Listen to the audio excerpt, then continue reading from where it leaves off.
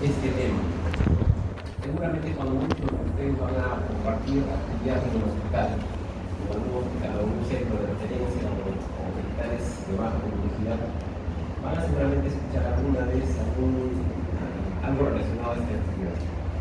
Lo importante de esto es de que ustedes tengan el conocimiento para poder diagnosticar y orientar finalmente el derivar a un paciente al lugar idóneo para su vida. Muchas veces, inclusive en los grandes hospitales nacionales, el manejo es poco conocido por ser justamente de una entidad rara.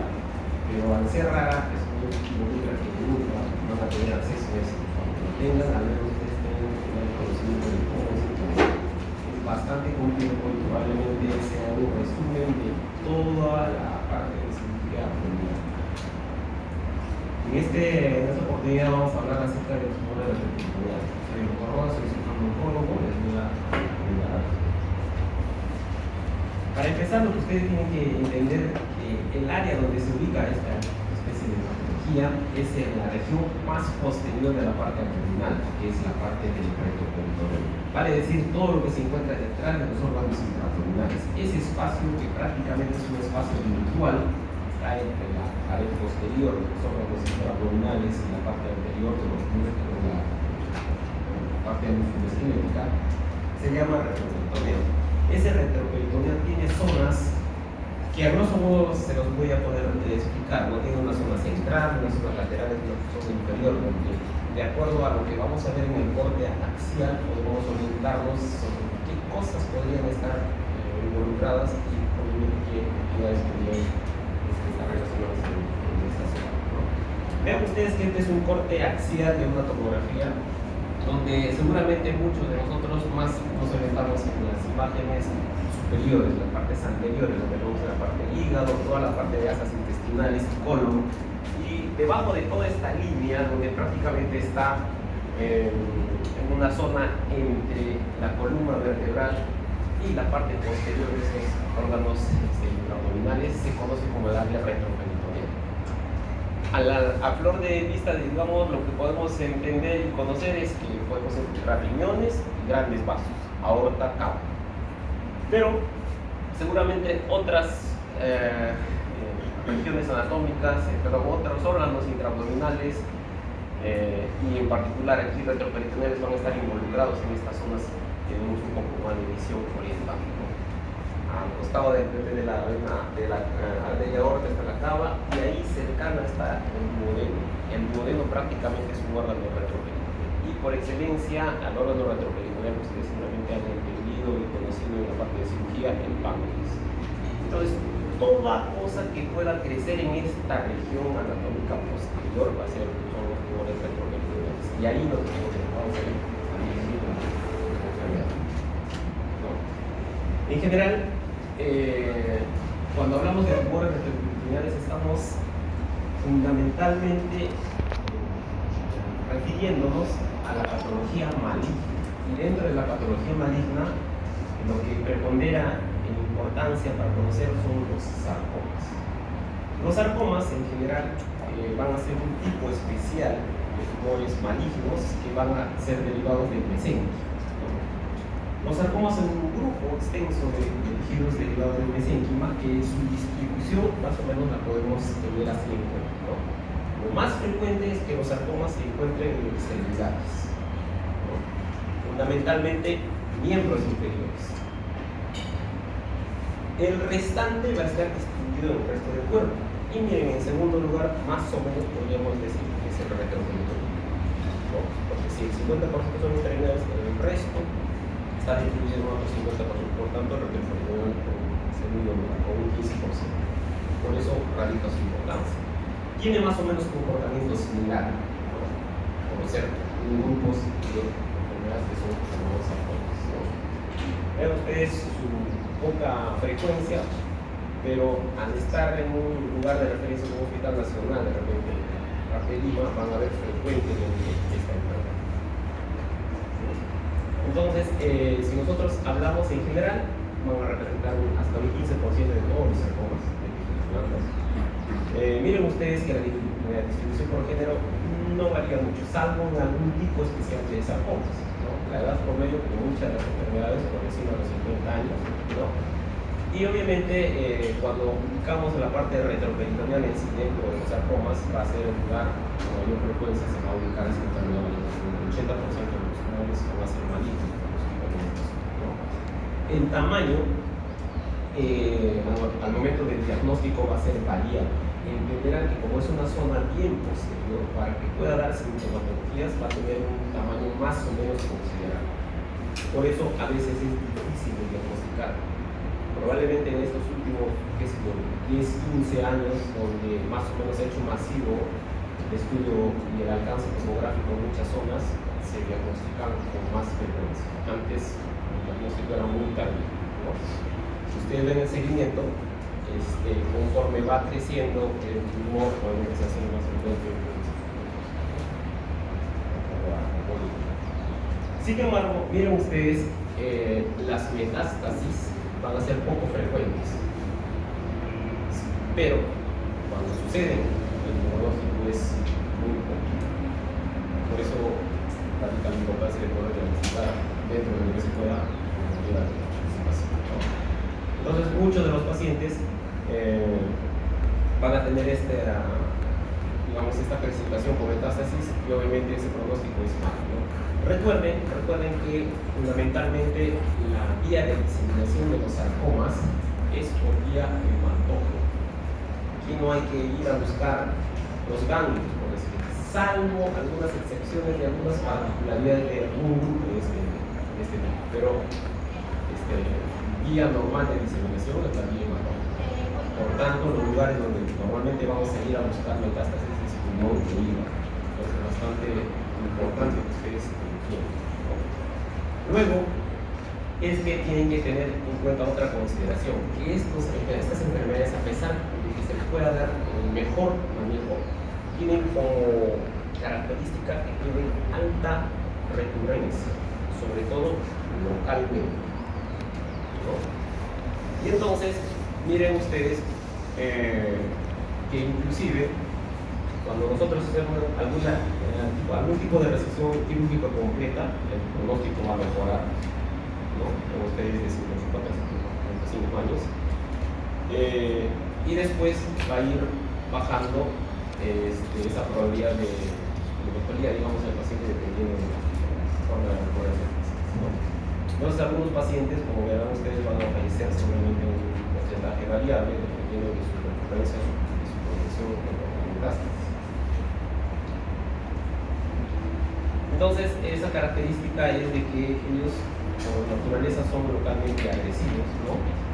Y obviamente esto da lugar a que todos los estudios que se puedan hacer acerca de todo este grupo diverso de sarcomas necesite aún precisar más estudios de inmunohistoquímica, citogenética, para probablemente identificar correctamente cada comportamiento particular de los componentes de este grupo de sarcomas, de tal manera que exista algún agente terapéutico y terapéutico que esté más dirigido para poder hacer un mejor control. Al tener básicamente características muy generales de todo el grupo, es como que la terapia no es tan dirigida. Por eso probablemente no se tenga mucho éxito en el manejo del grupo de pacientes, ¿no? Lo que tienen que tener en cuenta es que existen dos tipos de enfermedades malignas en el retroperitoneal. Son muchos tipos de sarcomas, ¿no? Ahora les vamos a explicar más frecuentes, pero cuando hablamos de retroperitoneal, lo que tienen que tener en cuenta es que a la cabeza estoy hablando de gliposarcoma. ¿Quieren ponerlo en resumen? Sarcoma retroperitoneales me tiene que hacer pensar en el gliposarcoma como más frecuente. Y en segundo lugar, el immunosarcoma. Poniendo un paréntesis, pero si hablamos en general de los sarcomas, de tejidos blandos, cuando nos estamos refiriendo probablemente a los de extremidades que no son los de mayor frecuencia, también son sarcomas, pero ahí, por ejemplo, el tipo más frecuente ya deja de ser el liposarcoma. En miembros o extremidades, miembros inferiores, fundamentalmente, el tipo más frecuente es el osteosarcoma fibroso. Y después, venir el resto. No hay que confundir porque se puede preguntar. En general, los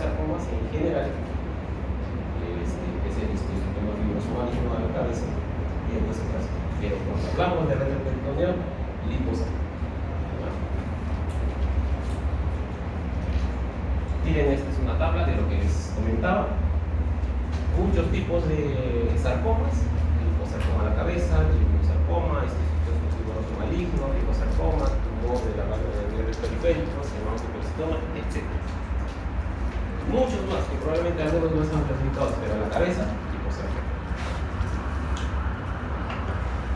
Cada uno de esos, al ser un tipo particular con algunas características, como muchas de las enfermedades, van a tener algún grado de diferenciación. Seguramente muchas enfermedades que patología, el grado de diferenciación celular es importante. Aquí es más importante aún porque va a permitir ser parte del estadiaje. Ese TNM que seguramente han hablado de muchas enfermedades, donde solamente el tumor en el número de ganglios y en metástasis, acá se va a agregar la G, el grado de diferenciación, que va a ser parte del estudio del tiempo. Por eso es importante. Entonces, cuanto más es diferenciado de la célula original, obviamente es más agresivo sobre los genes. Por eso podemos englobarlos en dos grupos, ¿no? Los bien diferenciados, que van a ser de bajo grado, y todo el resto que son desdiferenciados de alto grado. Mucho cuidado, sobre todo con los de alto grado, porque son más agresivos, van a tener más riesgo de recurrencia y su pronóstico va a ser mejor, ¿no? Ya en la microscopía, obviamente son datos probablemente que le interesen mucho a patología. Todos van a tener como característica general atimia nuclear, en este caso los adipocitos, que son parte del sarcoma, un tipo de alteración de estas zonas. Pueden tener o no infiltrado inflamatorio. Miren ustedes la recurrencia. Les había comentado que es bastante frecuente su recurrencia, hasta 40%. Hablando de las bien diferenciadas, ¿qué será si me encuentro uno de repente soy de un neumorfo? Probablemente este grado de este porcentaje de recurrencia, ¿no? Entonces, solo como dato, se presenta, por ejemplo, un 21% de metástasis cuando son de tipo no diferenciados. Entonces, entiendan, dentro de esto, al menos se puede decir que los más frecuentes en el abuelo son los bien diferenciados. O sea, probablemente tengan una mejor chance de ser más. Cuando existen los diferenciados, obviamente son. El otro grupo, el segundo más frecuente, es el hemangiosarcoma. Macroscópicamente hace un poco difícil poder diferenciar. Tengo la piel respiratoria, pero el hemangiosarcoma, va a ser muy difícil diferenciar. La única forma de diferenciarlo es con un microscopio, ¿no? Si es esta la situación, las células probablemente en microscopía sean distintas, ¿no? Van a ser, como menciona acá, las células cónicas de forma de uso, nucleoredondeados, o sea, son datos fundamentalmente microscópicos. En este caso, vean ustedes que la edad probablemente pico está en la séptima década de la vida, y aquí en esta situación en particular, sí, lo que les estaba comentando, el predominio sí, digamos, en todo caso no favorece para sexo como género femenino, ¿no? En esta situación en particular. En general ya saben que no hay mucha diferencia entre la discusión de género. Entonces, aquí es bastante frecuente. Fuera de todas las letras que ustedes puedan ver, porque quiero que resuman y entiendan eso. Al entender la situación que ingresa en la parte posterior del abdomen, ¿no? Es bien difícil poder diagnosticarlo a tiempo. Tiene que pasar un tiempo mayor para poder tener alguna sintomatología. Pero cuando exista, lo que tienen que tener en cuenta es un signo y un síntoma, o signos y síntomas más o menos que te puedan dar una característica de este tipo de enfermedad. El signo más frecuente obviamente es la masa. Pero díganme ustedes, ¿será posible palpar incipientemente una masa de retroperitoneo? No. Entonces, si tú palpas, es porque ya es grande. Pero al menos tendrías que palparlo en un abdomen aparentemente sano. Porque sí existen pacientes donde tienen como masas voluminosas que no es necesario ni palparlas. Entonces, como signo principal es la masa, hasta 80-90%. Obviamente antes lo podían diagnosticar en algún estudio que se dio de imágenes. En la actualidad el tamaño de esta masa probablemente con el estudio tomográfico sea un poco menor. Y como signo, ¿qué signo podríamos esperar de esto que es difícil o muy tardío de diagnosticar? Obviamente cuando podamos tener algún síntoma producto del efecto de masa de esta tumoración, ¿no? Entonces, ejemplo, al ser tumores de tamaño variable, lo primero que puedan hacer es edema de miembros inferiores. Y ustedes se enterarán por qué. Si va a hacer compresión para el retorno venoso. Y a veces estos pacientes debutan o tienen enfermedades de trombosis venosa a repetición. Ha pasado. Tratan de la trombosis, le hacen su estudio ecodoppler vascular, no encuentran mayor data, tratan el problema de la trombosis y nuevamente hacen recurrencia. Alguien se le ocurre hacer un estudio de hematoma y encuentra una masa que está contribuyendo a la trombosis. Entonces, la sintomatología va a derivar justamente de qué tanto pueda generar compresión o alguna alteración como efecto de masa. Puede haber síntomas neurológicos, puede haber sintomatología por compresión nerviosa, que sí, pero todo depende del efecto de masa de la compresión, ¿no? Entonces, como síntoma más frecuente podríamos tener hacia esto es que el paciente con efecto de la masa va a tener dolor, y ese dolor es variable, a veces inespecífico. Ustedes saben que el dolor en el abdomen es muy inespecífico, que puede tener muchas causas, ¿no? Y como cualquier otra enfermedad neoplásica, la disminución de peso pues característica, pero en este caso la política, ¿no?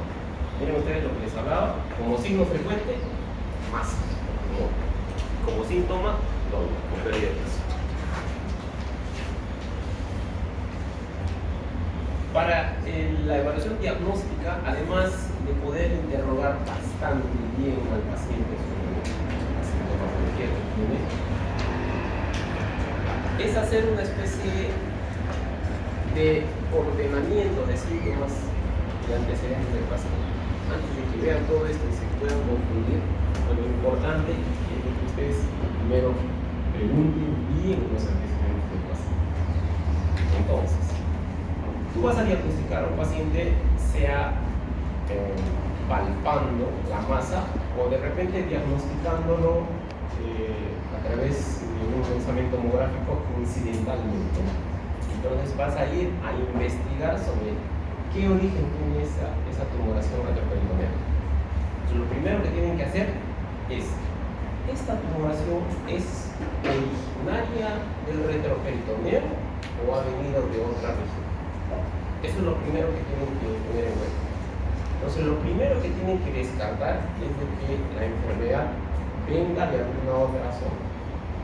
En el varón, lo primero, descartar que no venga de enfermedades, por ejemplo, tumoraciones malignas testiculares, porque toda la región pélvica genital, el hombre y la mujer, van a tener como zona de progresión de la enfermedad en el retroperitoneo. Entonces, en el varón, próstata, testículo, pene, o sea, toda la región genital inferior, y en la mujer de igual forma, cervix, qué sé yo, todo lo que es patología uterina, ¿no? Entonces, eso es lo primero que nosotros tenemos que descartar. Si descartamos esa situación, ya nos quedamos probablemente con que probablemente la enfermedad se haya originado en el retroperitoneo, o sea, primariamente sea originado en el retroperitoneo. Y ahí vamos a tener que marcar un dato puntual. Este paciente que tiene una masa en el retroperitoneo tendrá sintomatologías que se llaman los signos o síntomas B propios del linfoma o no. ¿Qué cosas son? Fiebre, sudoración vespertina y baja de peso. Eso es más o menos característico del linfoma, porque en el retroperitoneo también puede haber tumoraciones que son linfomas. El segundo la segunda enfermedad maligna o segunda neoplasia maligna en el retroperitoneo, ¿quién viene a ser? Los linfomas. Está la cabeza, primero son los sarcomas, pero después están ahí nada más los linfomas, que son otro grupo de enfermedades neoplásicas. Entonces, teniendo en cuenta, en consideración, a descartar esta enfermedad, luego de haber preguntado sobre esta sintomatología de los síntomas B, la característica de la imagen tomográfica es lo que nos va a ayudar. Y aquí vamos. Antes de pasar esto.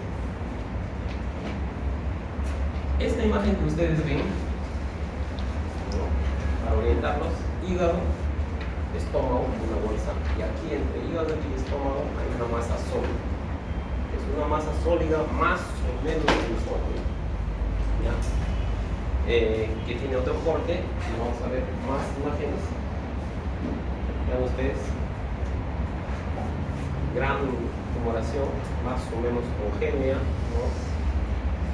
Que prácticamente puede tener algunas especies de lobulación. Pero ¿qué va a diferenciar esta tumoración de la que estamos hablando de los sarcomas retroperitoneales o los linfomas? Es que los linfomas son conglomerados, son enfermedades ganglionares que van a estar como especie de racimos que no van a tener este tipo de imagen completamente sólida gigante. Entonces, si ustedes ven esa imagen distinta a la que estamos viendo con toda la sintomatología, probablemente sí. Entonces vas descartando y con lo único que te vas a quedar es con una masa retroperitoneal más o menos extensa, que no es conglomerado, que puede tener esta característica. Entonces regresamos ahora sí. Entonces, este estudio tomográfico es fundamental porque además de darnos una orientación diagnóstica de la enfermedad, va a dar datos precisos sobre si esta enfermedad, de acuerdo a su ubicación y su tamaño y la relación con las estructuras adyacentes, es factible de recibir un tratamiento quirúrgico. Entonces, más que para diagnosticar, sirve para la planificación, ¿no? Recuerden esto, ¿no? Un 70% de los casos, cuando la resección es completa, va a involucrar, además de la tumoración, el hecho de que tengas que retirar otro órgano, porque usualmente estas enfermedades están desplazando y a veces infiltrando, comprometiendo estructuras visibles. Entonces ustedes dirán, ¿una resonancia será mejor? En realidad no va a aportar mayores datos, tanto tomografía como resonancia probablemente te va a dar digamos, los mismos valores para poder orientar. Una radiografía de tórax podría orientarte a alguna metástasis pulmonar, sí podría, pero probablemente se pasan muchos datos y es que no tiene alta resolución. Recuerden que la vía hematógena de diseminación involucra que tengas que hacer el estudio inclusive al pulmón, porque va al hígado o al pulmón. Y es mejor que tengas que hacer una tomografía de tórax para poder diagnosticar, ¿no?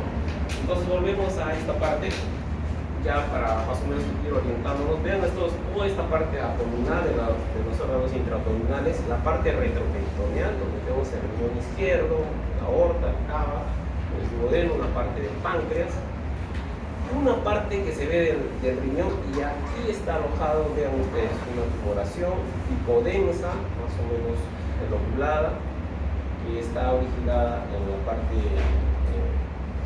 pararenal del lado derecho. Eso es un saco. Esto ya hemos visto, es una tumoración, igual que está entre estómago e hígado. Ustedes dirán, doctor, pero está ya prácticamente en la cavidad abdominal. Sí, pero su origen está aquí en el retroperitoneal, es la raíz y empieza a extenderse hacia el cuello. Es lo mismo. Vean ustedes aquí otra imagen similar. Noten ustedes la similitud entre tumoraciones y tumoraciones. Localizaciones probablemente algo distintas, pero semejanzas en su forma y imagen. Grandes masas, más o menos homogéneas, que van a ir desplazando estructuras y no sabemos o no tenemos la seguridad si la estructura que está desplazando está siendo infiltrada o no. Y eso es la consideración que ustedes deben tener cuando hablan de la planificación de la cirugía. Miren ustedes, es un corte sagital, ¿no? Donde vemos la tumoración que va prácticamente desde el hígado hasta la abertura de la pelvis. Miren ustedes, ¿no? Acá está la división, es bien grande. Esta es otra tumoración. Probablemente si ustedes notan o comparan con las imágenes anteriores, ya no es tan homogéneo. Los bordes son medio imprecisos, están infiltrando, digamos, a tejidos. Y es más, hay calcificaciones en el tejido. Probablemente esto tenga un grado de diferenciación peor. Cuando más diferenciado está, más riesgo de que esté infiltrando a órganos aledaños y por tanto la probabilidad de resección de este paciente sea baja. A eso sirve la planificación de paciente. Esta es la misma tumoración, está en un corte coronal, recuerden que estaba hacia el lado izquierdo, ahí está toda esta zona. Por favor, grábense bien esta imagen. Grábense bien esta imagen porque ahora es importante que ustedes vean y eviten confundir cosas. Lo que les decía, desplaza órganos, sí, empuja órganos, sí. Miren el riñón izquierdo que debería estar en esta posición, lo va a desplazar. Acá voy. No son datos inventados, son cosas reales que uno a veces nunca piensa que van a pasar y pasa. Un paciente de 75 años en abandono social. Reiterativamente ingresaba al hospital por cuadro de dolor abdominal. En algún momento alguien lo diagnosticó de una tumoración retroperitoneal y por el contexto del paciente, más o menos postrado y abandonado, lo catalogaron inoperable. Entonces, probablemente haya venido unos 3-4 meses cada semana o cada 2 semanas por lo mismo, por el dolor. Y todo el mundo le daba un tratamiento paliativo porque simplemente se guiaban de lo que ya anteriormente alguien lo había catalogado como inoperable. La última vez que se atendió a este paciente estaba justamente los alumnos, así como ustedes, donde en su clase de práctica empezaban a examinar todo el paciente y les enseñaba el profesor que le examinen todo el paciente, incluido el tacto rectal, que a veces obviamos solamente el abdomen y la portada. Y en una de esas evaluaciones el alumno le hace un tacto y le dice inocentemente al doctor: doctor, creo que la tumoración ya se está saliendo por la parte del recto, está bien grande, siento ahí la masa. Oh, pobrecito. A ver, inspección. Sí, efectivamente, doctor, ahí está la tumoración. Por ahí alguien curioso seguramente hizo una fuerza mayor y extrajo un poco de esa tumoración. Y no era más, en ese momento eran heces. Entonces ya cambió la figura. Doctor, yo he sacado heces y me despertó la curiosidad con él. El colega era yo, obviamente. Entonces, a ver, muéstrame su radiografía. Y sale esta imagen. Esta es una radiografía simple de abdomen, donde ustedes ven toda una radiopacidad que va de extremo a extremo, desde la parte del hipocondrio izquierdo hasta la parte de la pelvis, hasta todo el abdomen. Tú veías al paciente efectivamente con una masa que prácticamente cubría todo el abdomen. Ya sabía qué era, solo por curiosidad y para que no tenga la atención de los alumnos, les mandamos la tomografía. Aquí está la tumoración, que no es tumoración, esta es una imagen de heces. Mira, heces desde el hipocondrio izquierdo, prácticamente el volumen del hígado o más, que se extendía hasta el recto. Miren ese recto. Entonces el paciente no tenía un tumor retroperitoneal inoperable, tenía una impactación fecal severa. Pasó de ser inoperable a pasarle enemas, creo que por 4 o 5 días. Entonces la idea, el consejo de esto es de que ustedes, en primer lugar, nunca crean lo que les han dicho como diagnóstico o la persona que les está recibiendo. Que ustedes siempre examinen y corroboren lo que realmente puede hacer. El examen es Entonces, sobre todo esto que les estaba mencionando, cuando ustedes ya han examinado, visto los antecedentes del paciente, que no es una enfermedad que venga de otra zona, es primaria, ¿no? Y estoy en la duda de que si es un linfoma o es un sarcoma retroperitoneal. ¿Qué es lo que hago? Ahí viene esta duda que hasta ahora sigue ahí entre que hago o no hago, el rol de la biopsia. Entonces, para forma resumida es, ¿para qué me haría la biopsia? Entonces yo me pongo a pensar, si esa biopsia me va a cambiar el destino del tratamiento, probablemente sí tenga que hacerlo. Ejemplo, si mi biopsia me dice es un linfoma, ¿para qué lo voy a operar? ¿No? Si mi biopsia me dice que es un sarcoma, pues netamente tiene que ir a la parte quirúrgica. Ustedes saben que los linfomas es netamente quimioterapia, ¿no? Entonces ahí va justamente la planificación y la importancia de la tomografía. Si con todas esas características tú ves que es un paciente altamente sospechoso del linfoma, buscarás seguramente otros métodos de ayuda diagnóstica que te confirmen que sea biopsia, que sea linfoma, ¿no? Y lo dejarás como opción de biopsia cuando es estrictamente necesario entrar hasta el retroperitoneo solo para tomar una biopsia. Eso es lo que siempre tienen que considerar. El retroperitoneo no es una zona pues, que yo pueda entrar y salir como si fuera cosa fácil. Hay que tener mucho cuidado porque han visto que al ser muy posterior y estar cerca a vasos importantes puede sangrar al paciente y ha sido sangrado masivo intraoperatorio y se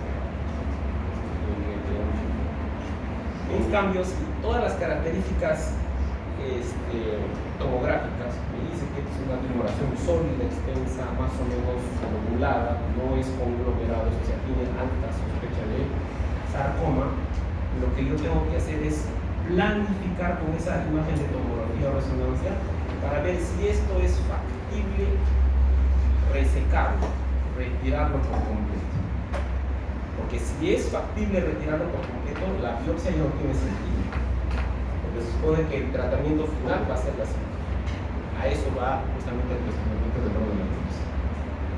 Si ven ustedes que es factible operar y es compatible con la vida, tienen que operar la cirugía. Lo que les comentaba, dentro del TNM, además de lo que ya conocen ustedes, se incluye el grado de diferenciación para que finalmente hagan ustedes el estadiaje final. ¿No? Miren ustedes la sobrevida en general a 5 años hasta 39%. Pero obviamente, miren ustedes cómo va a cambiar el destino del paciente si usted uno hace un tratamiento adecuado a la vista previamente has hecho una evaluación.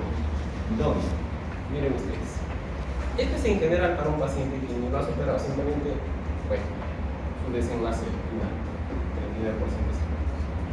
Pero si tú comparas en aquellos pacientes en los que has hecho todo lo que, digamos, protocolarmente se debe hacer con el paciente, o sea, retiras el tumor por completo, haces una resección quirúrgica completa y lo comparas con aquellos pacientes donde han sido mal estudiados y obviamente maltratados, donde el cirujano se emocionó y dijo, le he sacado el 95%, señora, o sea, es casi un éxito, solamente un 5% para darle quimioterapia. Incompleto, no importa si sea 99%. Miren ustedes la diferencia de sobrevida, 103 meses versus 18%, 18 meses con una resección quirúrgica incompleta. Es abismal la diferencia. Por eso que es importante planificar en base a tu tomografía o resonancia qué le vas a ofrecer al paciente, ¿no? Eso marca mucho la diferencia. Y entonces, en base a esto que estoy mencionando, si tú resecas completo o incompleta, porque así es más o menos la regla del cáncer, o resecas todo o no resecas nada, así básicamente es un resumen. Es que ustedes tengan que tener en cuenta que los factores pronósticos más importantes para esta enfermedad es, uno, el grado histológico que ya les mencioné, marca la diferencia sobre el estadiaje, y la resecabilidad. Si es de bajo grado y resecas por completo, un buen pronóstico. Si es de alto grado y encima resecas mal, ya está hecho. ¿No? Por tanto, eso es lo que les comentaba anteriormente acerca del rol de la biopsia, la intervención quirúrgica. La planificación es importante en base a tus imágenes tomográficas de la resonancia. La resección quirúrgica completa es el único factor significativo para el tratamiento y la sobrevida global. Eso tienen que tener en cuenta. Entonces, esta resección completa probablemente tenga que involucrar retirar otros órganos en bloques. Técnicamente es difícil por su localización, es de alto riesgo de mortalidad operatoria y por tanto las personas que van a estar involucrados en el manejo de este paciente, ¿no?, tienen que tener en cuenta que probablemente la cirugía, al ser de alto riesgo y ser el estándar para el tratamiento, tenga que tener en consideración que probablemente hasta más del 60% tenga que hacer resecciones multiviscerales, resecciones en bloque. Si uno ve que la tumoración está adherida a un órgano, ejemplo, el riñón o el colon, no te vas a poner a despegar tumoración del órgano comprometido, porque probablemente vas a dejar enfermedad microscópica ahí. Por eso se hace resecciones en bloque, resecciones multiviscerales. Ojo, que para hacer esto, obviamente, el cirujano que no está preparado, mejor que nos dijera para alguien que sí lo está, ¿no? Y además, tienen que tener en cuenta que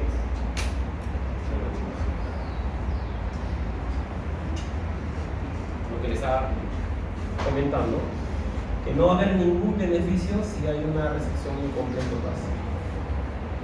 Esa idea equivocada de que le disminuimos la masa tumoral, el término que aplican en oncológico para enfermedades de cáncer de ovario, la citorreducción, que es solamente aplicable al cáncer de ovario, no para esta zona, pero al menos para referirnos, disminuye la masa tumoral para poder darle alguna opción, no es válido porque le genera más morbilidad al paciente. Al final el paciente termina falleciendo por complicaciones propias de la enfermedad. Y ahora mismo. Entonces, todo lo que hasta el momento sea distinto a la cirugía, quimioterapia o radioterapia, como mencionan acá,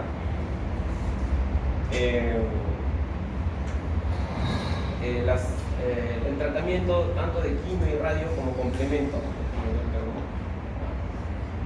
todavía hasta el momento no hay un consenso para poder tener resultados óptimos de estos pacientes. Están tratando de generar, crear nuevos o descubrir nuevos agentes quimioterápicos con la intención de poder reducir la masa tumoral para poder mejorar, digamos, la resecabilidad, pero todavía no es tan factible con la variedad de sarcomas que existen. Lo mismo para la radioterapia. Lo mismo para la radioterapia. Ya le saqué el 95%. A ese 5% le voy a dar radioterapia. Pero ¿por qué es limitado esto? Porque la radioterapia entenderán que puede producir daño en las estructuras sanas, ¿no? Puede producir enteritis actínica, ¿no? Porque no crean que el lecho quirúrgico va a quedar abierto, va a estar ocupado nuevamente por órganos sanos. Por tanto, van a ser prestos de la radioterapia. Por eso que no existe un tratamiento, digamos, que pueda equipararse a la cirugía, ¿no? Todos los esfuerzos que vayan a venir, de repente en el futuro, que si yo puedan mejorarse, pero en la actualidad, dando la radioterapia intraoperatoria o postoperatoria, no tiene mucho efecto por los efectos tóxicos de la radiación que va a realizar. Entonces, miren ustedes esta situación. Esto que es de libro nada más, y se ven, sí, voy a mostrar una imagen de libro. Sí, así es una foto clásica de un tumor retroperitoneal, un liposarcoma probablemente más o menos extenso. Lo vemos una foto de la realidad. Dirán, ¿qué tamaño es esto?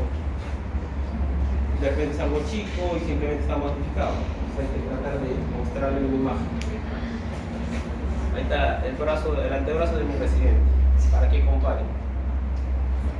O sea, la extensión es abismal, ¿no? Y ahí está involucrado el tumor y el riñón. Prácticamente en esas bateas que sirven de esas operaciones encaja completamente. Este es un ejemplo de lo que no debieran hacer. No vamos a cuestionar al tratamiento, probablemente ha sido porque las mejores intenciones, pero a veces las mejores intenciones no son mejores para el paciente. La tumoración es extensa, está medio volteado, pero más o menos lo voy a explicar.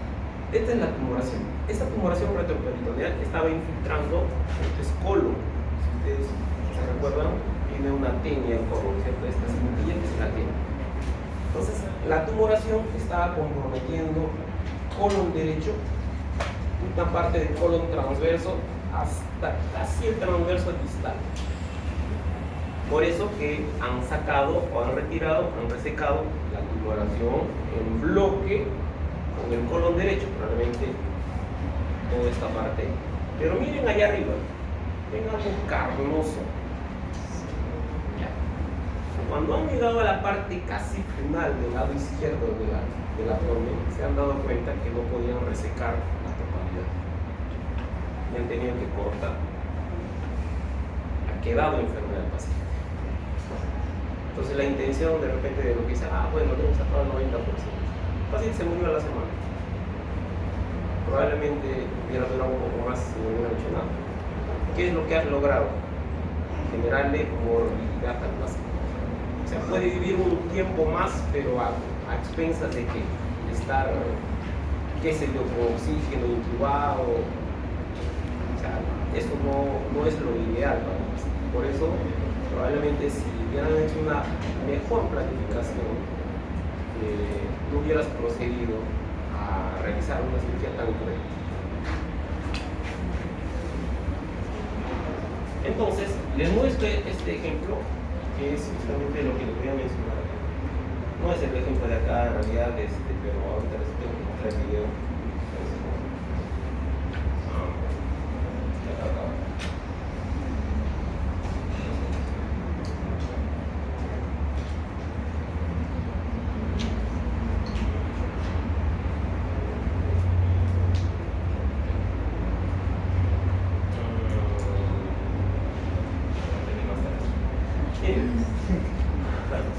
Esta es una tumoración. ¿Qué hora son? Las... No, pero no es mediodía.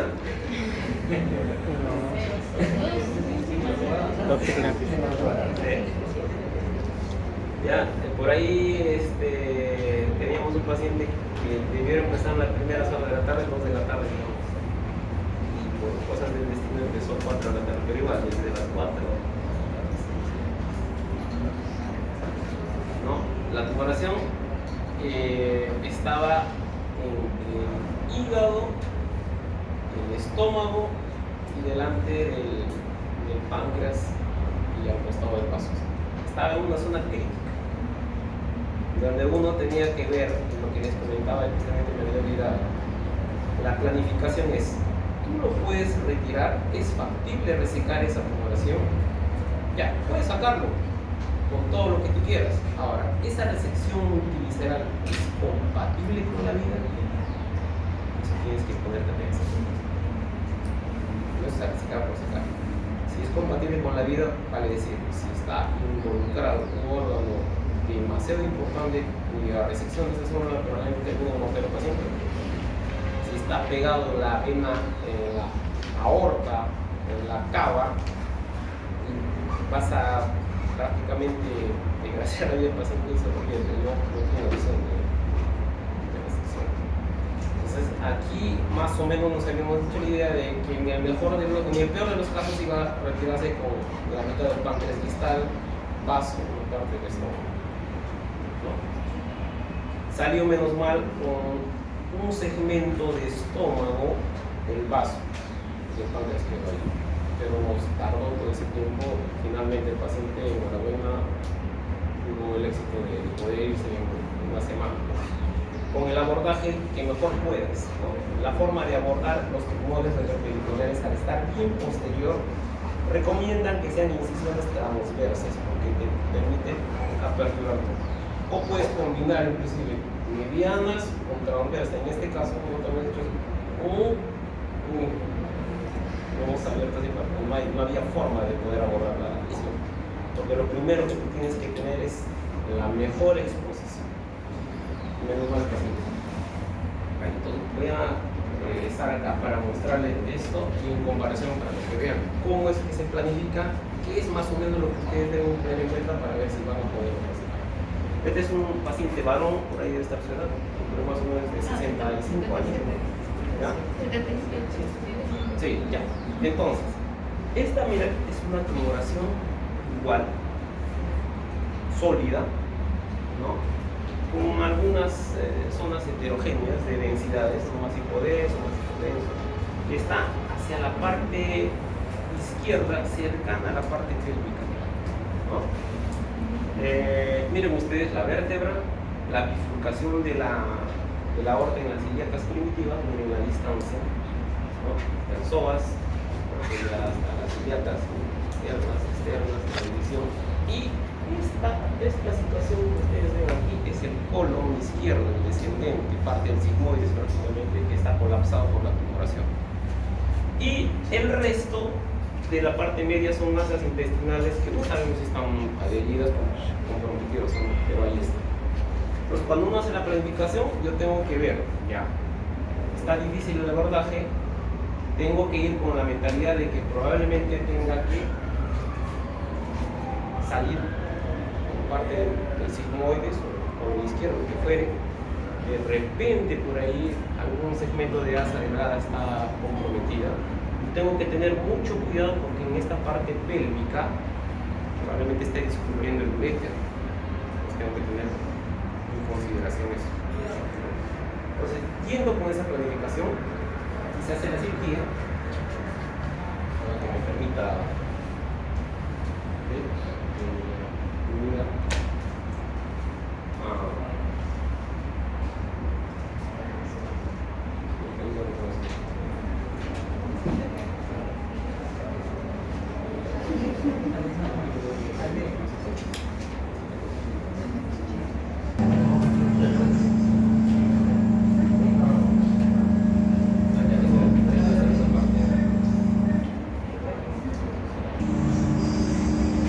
esa misma imagen es esa tumoración que están viendo.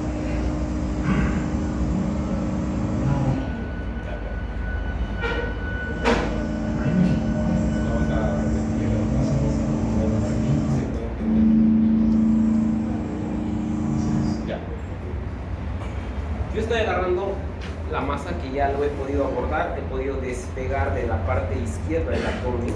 He visto que estaba comprometido el sigmoides y por tanto tenía que resecar el sigmoides. Así que ya resecado el sigmoides, está pegado prácticamente el sigmoides al tumor y me estoy trayendo hacia la línea media, por eso que lo muevo hacia mi lado. Pero vean ustedes que en esta parte donde veíamos que había asas intestinales, no sabíamos dónde las alveolas estaban infiltradas, sí ahora vemos un segmento que está bien infiltrado. Desde ahí la planificación es, a ver, ¿qué tanto voy a resecar el intestino y qué tanto va a ser factible para la vida del paciente? Menos mal que era compatible con la vida, pero a lo que voy es de que esa lesión tiene que retirarse en bloque para poder ofrecer un resultado.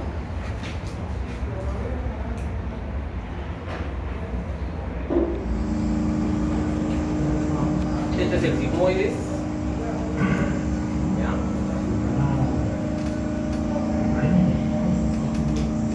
Y eso, las asas intestinales están cerca, están pegadas.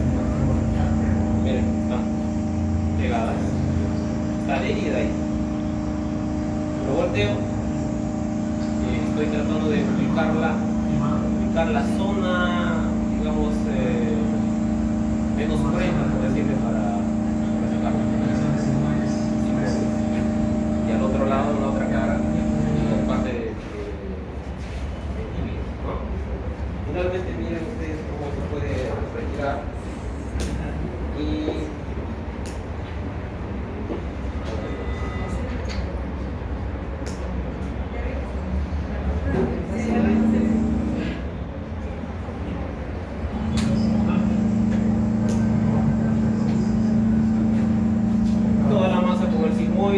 parte del intestino que ya está pegada, simplemente estamos terminando de cortar la parte donde es vital.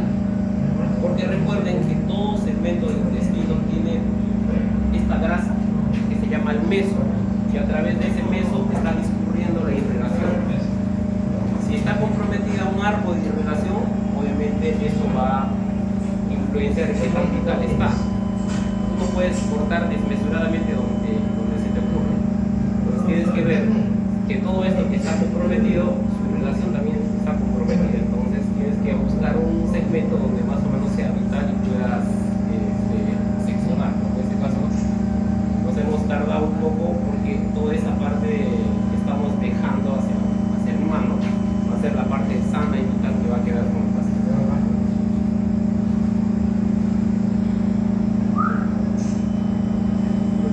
Recuerden en sus clases, si no han hecho técnicas operatorias, vamos a hacerlas.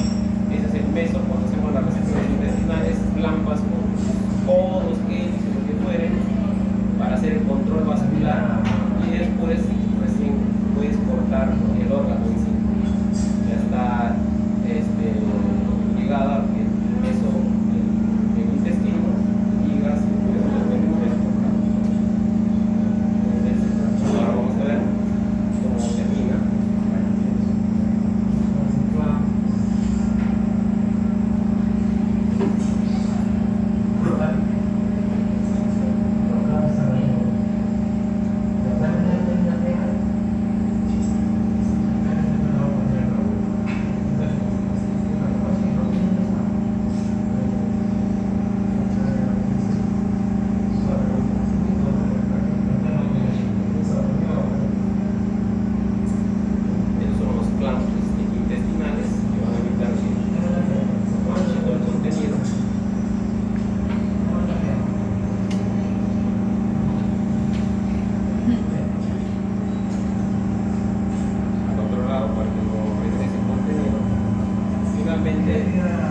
Cortas la parte del intestino para que retires la pieza en bloque. Se sale en bloque, resección visceral, como retroperitoneal, sigmoides, asas intestinales.